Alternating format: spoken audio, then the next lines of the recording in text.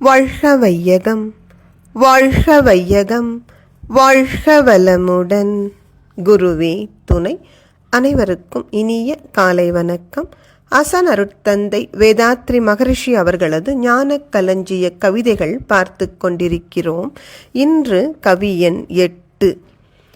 புருவத்திடை உந்தன் பூவிரலால் தொட்டு எந்தன் உயிர் உணர்த்தி புன்செயல்கள் பதிவழித்து பூர்வநிலை அறிவறிய துரியம் தந்து கருவறிந்து அகத்தவத்தால் கலங்கங்கள் போக பெருங்கலத்தமர்த்தி கருத்துடனே விளைவறிந்து 5 புலனை ஆளும் கலைபோதித்து உருவத்தில் உயிரை உயிர்க்குள்ள மெய்ப்பொருளை அறிவாய் காட்டி ஒழுக்கத்தால் உலகினையே நட்பு கொள்ளும் அன்பு நெறி விளங்க வைத்து திருத்தமொடு காயகற்பம் சீர்கர்மயோகம் உடற்பயிற்சி தந்து சிந்தனையை உடல் நலத்தை சீரமைத்து உய்வித்த குருவே வாழ்க.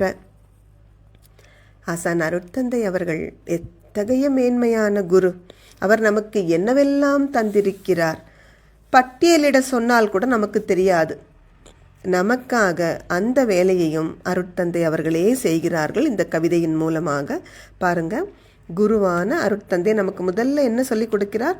புருவத்திடை, நம்முடைய புருவத்திடை தன் பூவிரலால் தொட்டு உயிரை உணர்த்தினார் ஆகினை தவத்தின் மூலம்.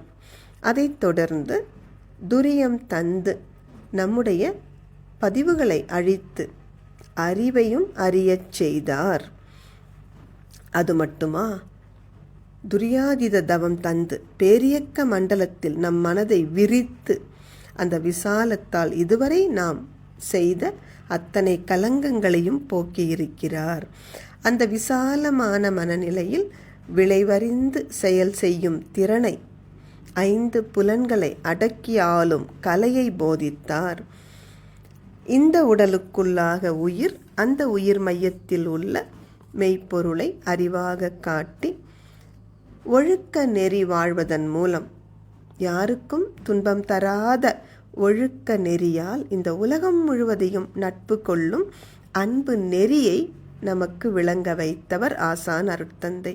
அது மட்டுமா, காயகற்பம் தந்து குலக்கொடியையே தூய்மையாக்கும் கலை காயகற்ப கலை அல்லவா, அதை தந்து கர்மயோக வாழ்க்கை நெறியை போதித்து எப்பொழுதும் உடல் ஆரோக்கியமாக இருக்க உடற்பயிற்சி தந்து மன வளத்திற்காக நம்முடைய சிந்தனையையும் செதுக்கி உடல் நலத்தையும் சீரமைத்து நம்மை உய்வித்த குருபிரான் அவர் வாழ்க என்று அவர் திருவடி மலர்களை நினைந்து வாழ்த்தி மகிழ்வோம்.